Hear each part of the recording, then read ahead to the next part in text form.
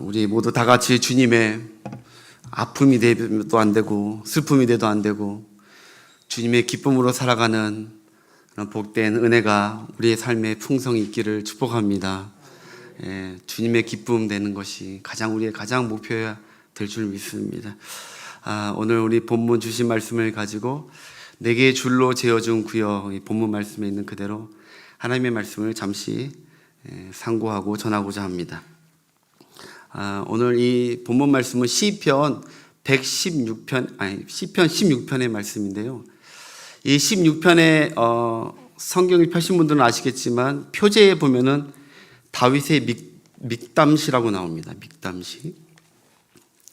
다윗의 믹담시입니다. 믹담시라고 하는데 믹담은 무슨 말이냐? 믹담이라는 말은 황금이라는 뜻입니다. 황금.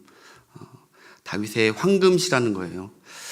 시편이 150편이 있는데 그 중에 다윗이 쓴 시편이 절반 됩니다. 70편이 넘습니다.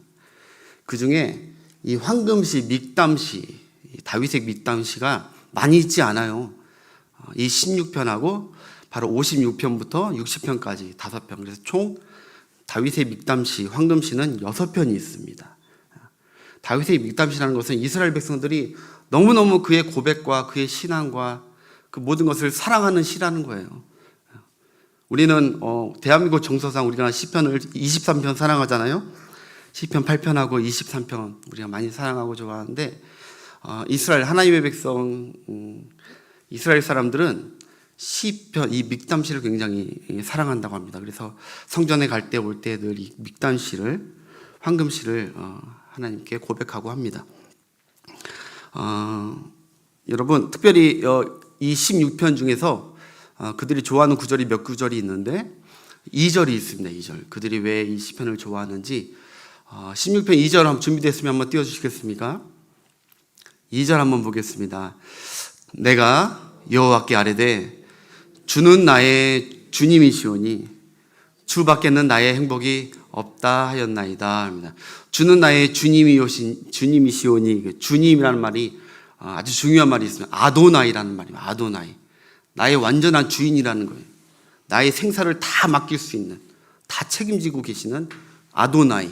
나의 아도나이 주님. 하나님은 우리 다윗의 아도나이 하나님이시고 이스라엘 백성의 아도나이 하나님 주인이시고 또 우리의 주인이신 하나님. 하나님은 우리의 아도나이 주인이신 하나님이 그 안에 살았을 때 행복하다는 거죠. 그 안에서 행복을 누리며 삽니다. 3절 한번 보겠습니다. 땅에 있는 성도는 존귀한 자들이니 나의 모든 즐거움이 그들에게 있도다. 하나님의 고백이 아니라 다윗의 고백입니다. 다윗이 하나님의 백성들, 성도들의 땅에 있는 성도들을 보니까 참으로 얼마나 우리가 존귀한 자들인지 주인 되신 하나님을 섬기고 예배하고 그의 울타리 안에 있는 우리가 얼마나 행복한 자들인지 존귀한 자들인지 우리의 즐거움이 넘친다는 거예요. 너무너무 하나님 감사합니다. 즐겁습니다. 행복합니다. 그래서 시편 16편은 어찌 보면 어떤 신학자는 행복의 시라고 합니다. 즐거움의 시, 기쁨의 시. 그런데 사실 오면이 보면은 다윗이 이게 신학자들이 보면은 광야에 있을 때 썼을 것이라고 주장합니다. 아니면은 압살롬의 피난을 갔을 때 도망가서 자기 아들 압살롬의 쿠데타에 도망갔을 때 결코 쉬운 상황은 아니었지만 다윗은 이 시편에서 즐거움과 하나님을 생각하니까 즐겁고 기쁩니다. 평안과 기쁨을 노래하는 시가 바로 이 16편이에요. 하나님이 주인들. 그래서 하나님의 백성들 모두 서로 하나님 즐겁습니다. 적이 없습니다. 즐겁습니다. 서로 존귀한 자들. 그래서 하나님의 백성들끼리, 우리 성도들끼리 서로 즐겁고 기뻐하는 것이 하나님의 뜻인 줄 믿습니다. 여러분 서로 즐겁고 하하하. 제가 항상 일부 예배를 마치고 올라가면요 2층에 제 사무실이 있으니까 그 바로 옆에가 유치부실이에요. 근데 우리 유치부실에 참 독특한 것이 항상 예배드리기 전에 이제 경건 모임을 갖습니다. 선생님들 모여서 간단히 예배드리고 그리고 그날 아이들을 어떻게 맞아야 될지 간단한 회의를 하는데 항상 매주 빠지지 않고 제가 계속 안 느끼는 것 같지만 느껴요. 왜냐하면 바로 옆에서 들리니까 얼마나 딱 시간 정도 딱 되면은 깔깔깔깔 웃고 하하하 호호호 유치부실이 웃는지 그 기쁨이 그냥 저에게도 그대로 전달이 돼요. 마음 같아서는 가서 같이 즐겁고 싶은데 아무튼 이게 은혜구나. 이게 교회지. 교회 안에서 서로 모였을 때 일을 하기 전에 사역하기 전에 힘들고 인상 찌푸리고 있는 것이 아니라 서로 안에서 서로 힘이 돼주고 즐겁고 하나님 안에서 즐거워하는 것. 물론 다른 부서도 그러겠죠. 제가 안 올라가 봐서 모르겠지만 우리 유초등부도 그럴 것이고 학생부도 그럴 것이고 만약에 그 모임에 즐거움과 기쁨이 없다. 신앙에 조금 빨간불이 들어온 걸 수도 있죠. 신앙에 가장 건강하다는 표정이 뭘까요? 기쁨입니다. 기쁨. 할렐루야. 여러분 예배 드릴 때 기쁩니까? 뭐 이러면 내 심령 상태를 내가 느낄 수 있습니다. 난 어디서 모르는데 기쁨이 넘치고. 그래서 이렇게 이스라엘 백성들이 3절 보면 기뻐해야 한다는 거예요. 하나님으로 말미암아 기뻐한다. 다윗은요 자기가 살아가면서 여러 가지 기쁨과 즐거움이 있었다고 말은 하지만 그에게는 3가지 큰 기쁨이 있었음을 성경을 통해서 알 수 있어요. 다윗은 첫 번째 그가 힘들고 어려울 때도 있었지만 큰 기쁨을 알고 있었던 것은 무엇이냐면 바로 죄사함의 기쁨입니다. 죄사함. 그래서 시편 32편에 보면요 허물의 사함을 받고 그 죄의 가리우심을 받는 자들은 복이 있도다 하면서 하나님 앞에 죄사함 받고 내 죄를 용서받고 그랬을 때 다윗은 너무너무 기뻐서 하나님을 찬양합니다. 이것을 내 죄를 용서하시고 치료하실 분은 해결하실 분은 하나님밖에 안 계시는데 하나님이 말끔하게 내 죄를 사해 주시니까 너무너무 기쁨에 넘쳐서 찬양한다는 것이죠. 그래서 하나님께 죄사함 받는 것이 여러분 그 어떤 것보다 신앙생활 가운데 가장 큰 기쁨인 줄 믿습니다. 여러분들이 신앙생활 할 때 그래서 계속 하나님께 회개하고 씻김 받고 용서받고 이게 신앙생활 끝날까지 계속 흘러가는 그래야 기쁨이 같이 따라서 흘러가는 것입니다. 죄사함, 회개, 속죄의 은혜, 죄사함의 기쁨. 두 번째는 다윗이 느꼈던 큰 기쁨의 두 번째는 바로 성전에서 예배할 때 그는 크게 기뻐했습니다. 성전에서 예배하는 삶. 그러니까 다 큰 기쁨의 원천은 하나님이십니다. 그 하나님으로 말미암아 오는 3가지 큰 기쁨이 있었는데 그는 하나님께 예배하는 기쁨. 하나님께. 시편 43편 4절만 한번 대표적으로 한번 보겠습니다. 함께 읽겠습니다. 그런즉 나아가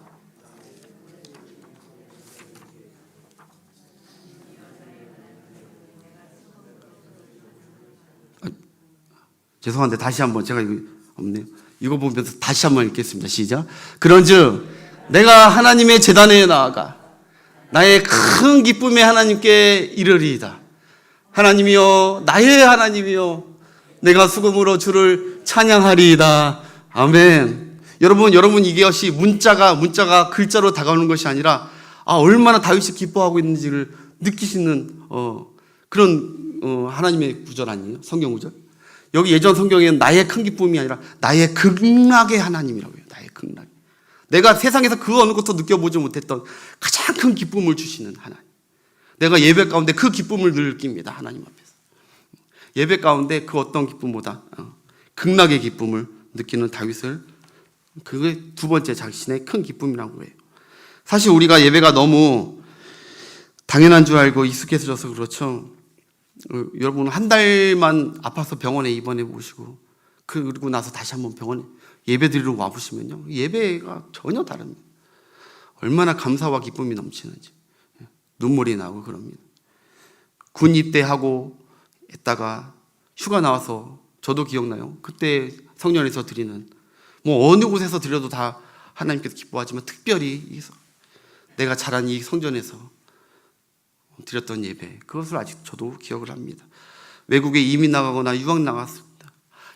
한마디로 예배를 멀리 떨어져 있다가 있을 때는 그게 참 얼마나 기쁨인지 몰랐다가 당연한 건 줄 알았다가 다시 왔을 때 이제 내 영이 살 것 같다. 내 목마름이 이제 해결됐다. 여러분 코로나 회복된 게 언제인데 아직도 1년 2년이 지났는데도 한 번도 예배를 들어오지 않으신 분들 죄송한 말씀이지만 솔직하게 인정해야 됩니다. 거듭났는지 중생했는지 정말 성령께서 내 안에 계시는지. 그러면 그럴 수가 없거든. 성령께서 내 안에서 갈급해야 하게 합니다. 갈급해. 살려고 생명의 영이십니다. 살려고 몸부림칩니다. 하나님께 나아가서 기쁨을 찾으려고, 기쁨의 샘터인 그곳을 알기 때문에. 영상으로도 물론 하겠지만 영상 들이다 보면 영상 무너지는 거예요. 다 현장에 나와서 하나님께 예배해야죠. 예배 드릴 때 가장 큰 기쁨이, 여러분도 그 기쁨이 끊어지지 않기를 축복합니다. 제가 좋아하는 찬양이 있는데, 주께와 엎드려 경배드립니다. 주 계신 곳에 기쁨 가득, 무엇과도 누구와도 바꿀 수 없네.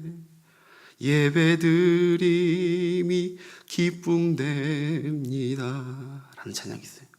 하나님, 나 어느 것 다 다른 것과 바꾸지도 않겠습니다. 시간도 안 바꾸고 내 몸도 안 바꾸고 다 안 바꾸겠습니다. 이게 가장 내 기쁨입니다. 평생 여러분 예배 안에서 기쁨을 누리시는 여러분 되시길 바랍니다. 세 번째가 바로 오늘 얘기할 말씀인데, 내게 줄로 재어준 구역 안에서 다윗은 큰 기쁨을 느꼈습니다. 내게 줄로, 하나님께서 내게 줄로 제한한 그 구역 안에서 기쁨을 느꼈다는 것이죠. 그래서 하나님, 주께서 제게 줄로 재어준 구역을 알겠습니다.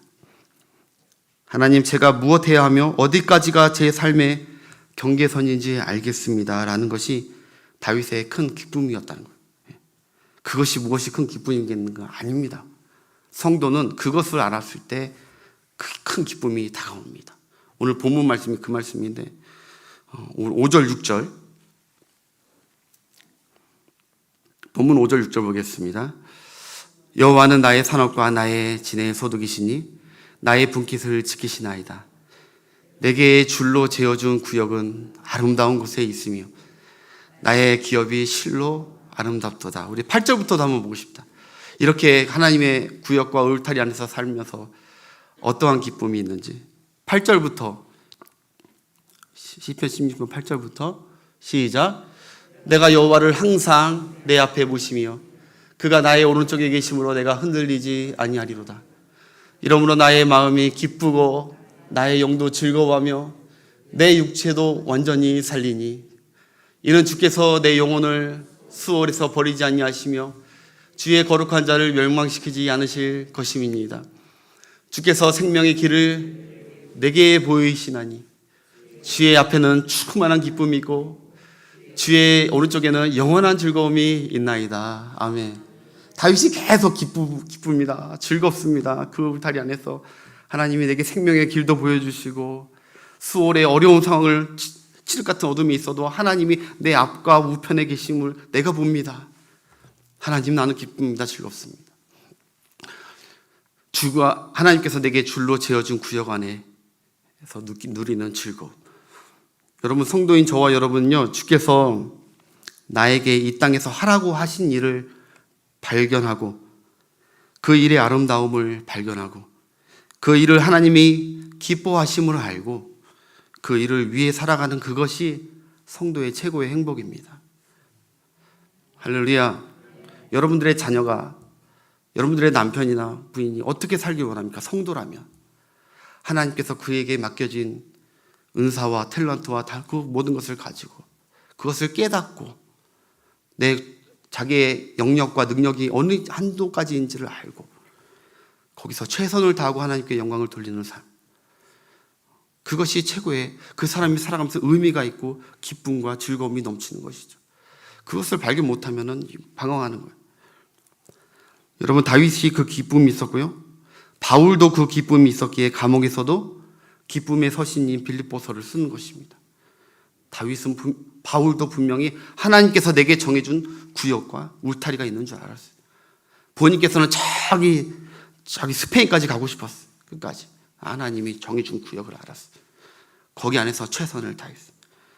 여러분, 무엇보다 우리 주 예수님께서 그 기쁨이 있었기에 하나님이 줄로 재어준 이스라엘 땅 안에서 하나님이 줄로 재어준 그 12 제자들과 기쁘고 즐거이 사역하시다가 그 앞에 십자가를 기쁨으로 감당하게 되신 줄 믿습니다.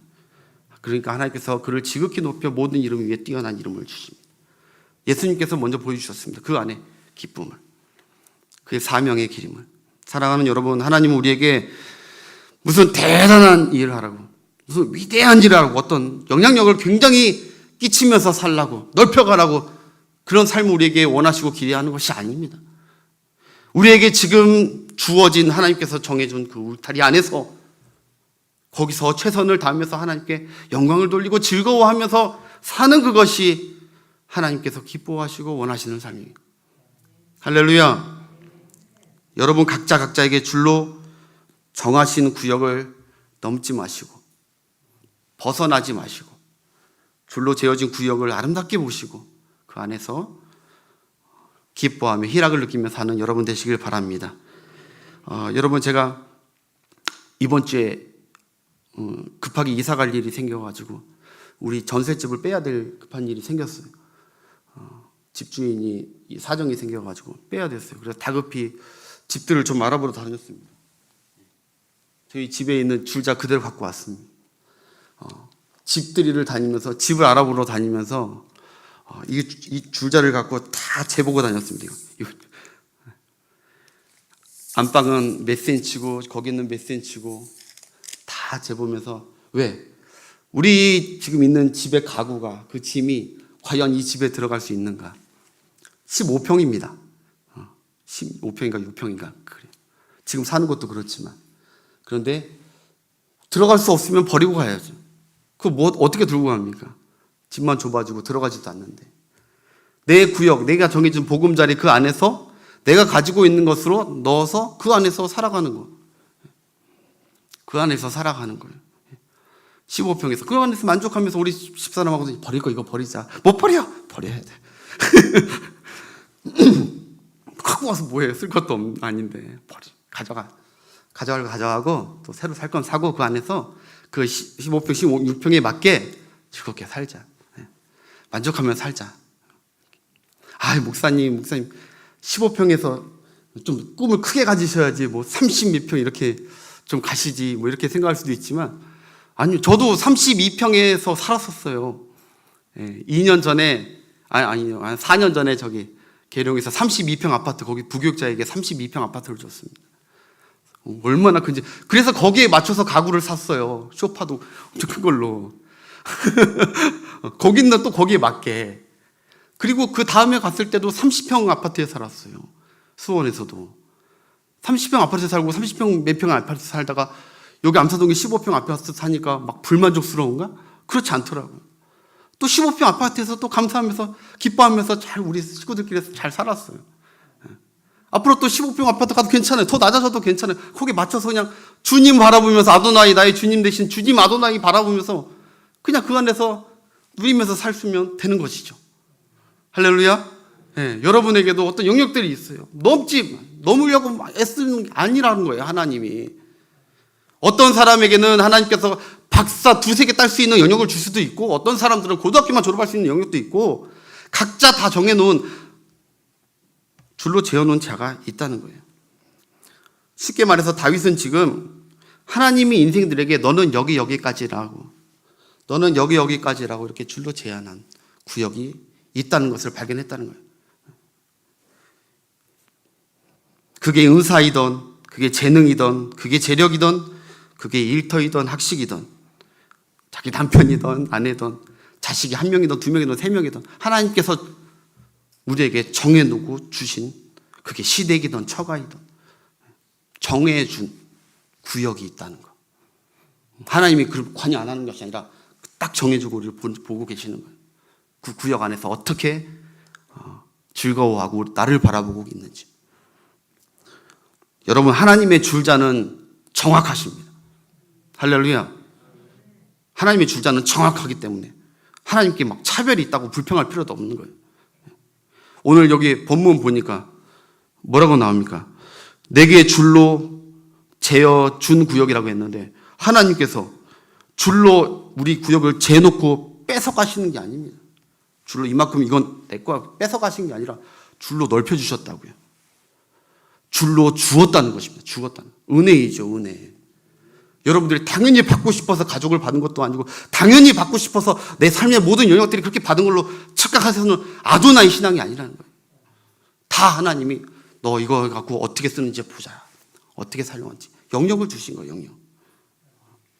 그러니 무의미한 공간이 없고 불평 없이 감사로 받으면 다 유익이 될 줄 믿습니다. 할렐루야. 예, 불평하면 안 돼요. 오늘 본문이 사실 더 역사적으로 신학적으로 얘기하면 이거는 이스라엘 땅 분배의 사건의 얘기를 하는 거예요. 이스라엘 각 지파마다 하나님께서 어떤 지파는 이만큼 주고 12지파 중에 어떤 지파는 이만큼 주는 거예요. 거기서 그 울타리 안에서 하나님께서 그 땅과 농경 목축 사업과 분깃들을 하나님이 지켜줄 것이니까 지키시니, 오늘 5절 보니까 지키시니 그 영역 안에서 최선을 다하고 개간을 하고 개발을 해서 하나님이 기뻐하시는 삶을 살아라.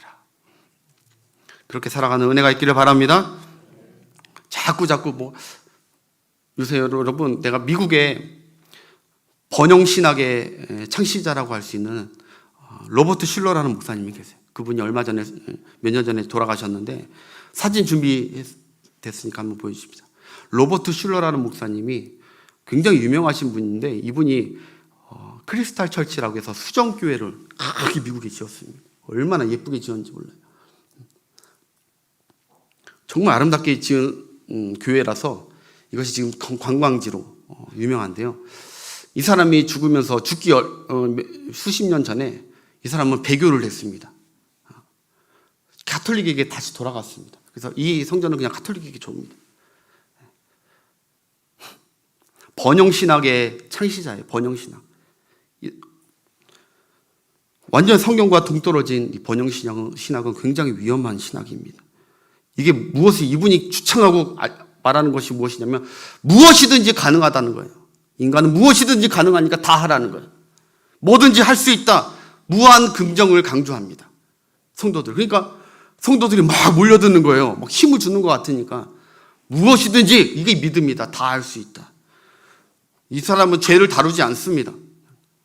노력한 만큼 성공한다는 이 사람이 쓴 성공학 책만 해도 성공에 대한 책만 해도 100권이 넘습니다. 이 사람이 다 성공할 수 있다. 넓혀라. 그를 뒤이은 제자가 있어요. 조엘 오스틴이라고. 여러분들 조엘 오스틴 목사는 책으로도 많이 봤을 거예요. 베스트셀러가 됐죠. 긍정의 힘이라고. 이 사람도 번영신약을 그대로 받아온 사람이에요. 저 책 읽으면 안 됩니다. 한국 목사님들 사이에서도 금서입니다. 저거는 전혀 십자가의 복음도 없고 아무것도 없습니다. 그냥 이분의 설교를 여러분들 유튜브에 들으면 아시겠지만 농담으로 시작해서 농담으로 다 끝납니다. 힘을 깔깔깔 웃고 그러고 합니다. 그러면서 도전들은 주죠. 긍정, 잘 되는 나. 잘 될 수밖에 없다 우리는. 그러니까 믿고 돌부죠? 하여튼 밀어붙이라는 거예요. 인생을. 성공주의, 무한 성공을 마음 먹은 대로 다 할 수 있다. 그러니까 긍정적으로 생각하고 하고 싶은 거 믿고 해봐라. 다 가능하다. 즉 무슨 말인지 알아세요? 이 말이 굉장히 위험한 말이에요. 그런데 넌 뭐하고 있냐 이거예요. 그런데 넌 뭐하고 있냐. 아직도 형실에 그냥 이 상황에 묶여 살고 있니? 넌 뭐하니? 뚫으라는 거야. 현실의 삶을 부정하고 끊임없이 성공적인 미래를 위해서 무한 능력을 발휘하라는 게 이분의 메시지들이에요. 여러분, 얼뜻 들으면은 멋진 말이고 가슴 뛰는 하나님의 말씀 같지만 아니에요. 성경을 보면요. 하나님의 어법은 항상 이런 식이에요. 너희들 뭐든지 다 해라. 너희들 뭐든지 다 해라. 단 이것만은 하지 말아라고 꼭 하나님께서 제한선을 항상 인간들에게 줬어요. 그 대표적인 것이 선악과죠. 동산의 모든 나무들은, 모든 열매들은 임의로 너희들이 다 먹어라. 다 해라. 그러나 동상 중앙의 선악과는 먹지 말라. 이것이 네가 나를 아도나이로 주로 인정하는지, 너는 나의 피조물이고 종인지 확인하는 척도이다. 하나님이 다 하라고 내 능력대로 다 하라고 할 수 있는 것 같지만 그렇게 안 해요. 하나님은 인간들에게 제한점을 두세요. 제한점. 우리가 신같이 착각하지 않도록. 그래서 정말 하나님을 아도나이 주인으로 알고 있고 자신은 종이고 피조물, 이 로드십 신앙이 유지되게끔 하세요. 하나님. 여러분 물질을 다 주세요. 우리에게 하나님께서 물질을 다 주시잖아요. 원래 다 하나님 것이지만 다 줘요. 내 임의대로 다 쓰라고 하세요.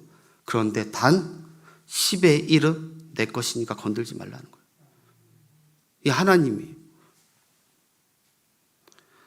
구역을 주신다고요. 줄로 잰 구역을 우리 인생에.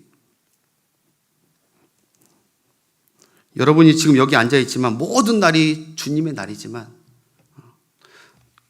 여러분들 6일 동안 하나님께서 마음껏 세상에서 그 날을 살아가라고 해요. 단 주일 안식 날은 하나님께 나와서 예배하라는 거예요. 예배.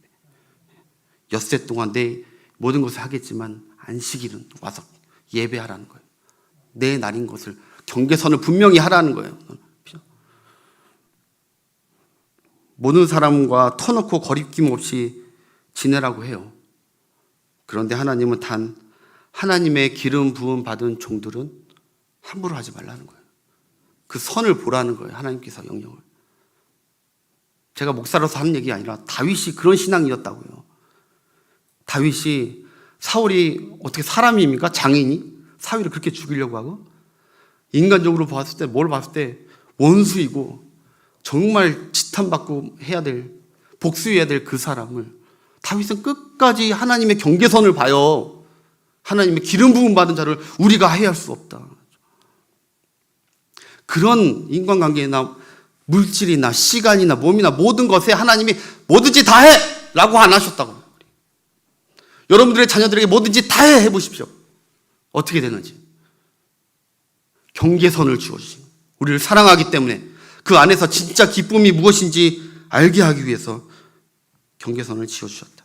사랑하는 여러분, 여러분도 다윗처럼 늘 영안을 여셔서 하나님께서 허락하신 구역을 보면서 하시고 여기까지 주신 거 하나님 나를 너무 잘하시는구나, 감사하구나, 너무 기쁘다, 여기 안에서 최선을 다하면 되겠구나, 충성하면 되겠구나, 이렇게 살아가시는 여러분들 되시길 주의 이름으로 축원합니다. 예. 그래서 그게 구약의 말로 뭐예요? 거룩이에요. 거룩.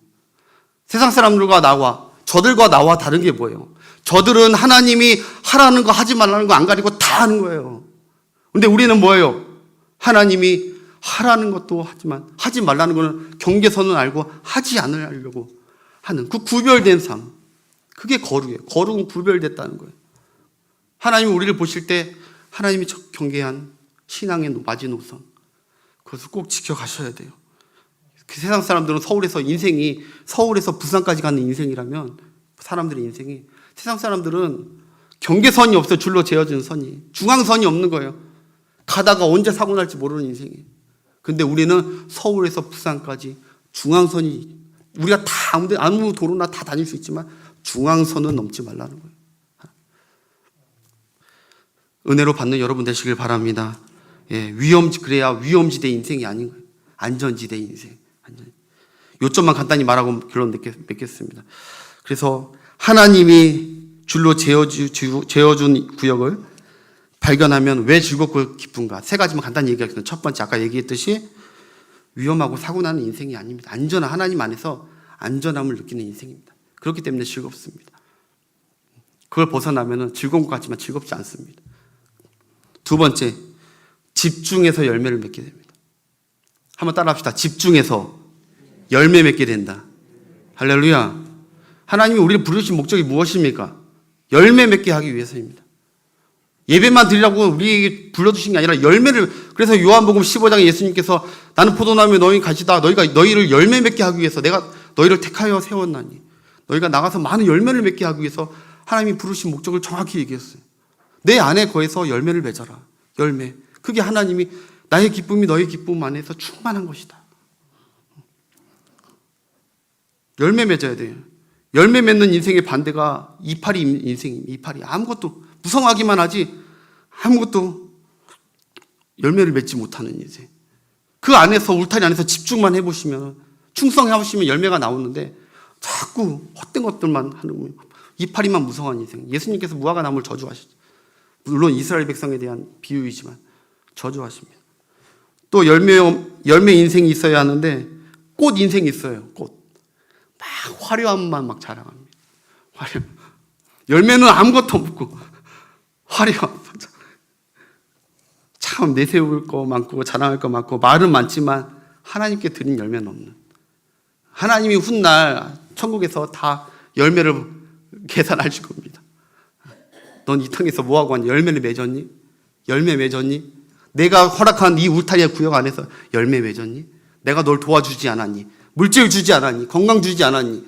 시간 주지 않았니? 믿음 주고 말씀과 믿음 붙들고 살라고 말씀 주지 않았니? 열매. 하나님이 우리에게 줄로 재어준 능력과 영역에 제한점을 두신 것은 그 안에서 뿌리를 받고 집중하고 최선을 다하라는 거예요. 그래서 여러분 달란트 비우면 한 달란트 받은 자, 한 달란트 영역 안에서 기쁘게 최선을 다하면 되는 것이고 5달란트 받은 자는 5달란트 안에서 그 제한 안에서 열심히 또 5달을 남기면 하나님께서 어떻게 하십니까? 다 주시잖아요. 다시 잘했다 착하고 충성된 종아, 잘했다 착하고 충성된 종아, 내가 줄로 재어준 구역에서 충성했으니 이제 이만큼 더 넓혀주마. 다음에 10달란트 가져라. 하나님은, 우리 주인 하나님은 그런 하나님이신 줄 믿습니다. 제목 띄워주세요. 저 사람, 저보다 잘생긴 사람 띄우지 마시고. 마지막으로 열매를 맺고 마지막으로 남들과 자기 자신을 비교하는 열등감에서 벗어납니다. 우리의 기쁨을 막는 것이 바로 그것입니다. 불만족, 만족하지 못하고 열등감에 비교하고. 여러분, 내게 줄로 재어준 구역을 못 보는 사람들이 하는 특색입니다. 하나님께서 내게 허락한 영역이 있다고 알고 있는 자는 하나님을 믿고 감사하며 삽니다. 그래서 그 영역을 자꾸 벗어나려고 하지 않습니다. 그 영역을 넘어가려고 하지도 않습니다.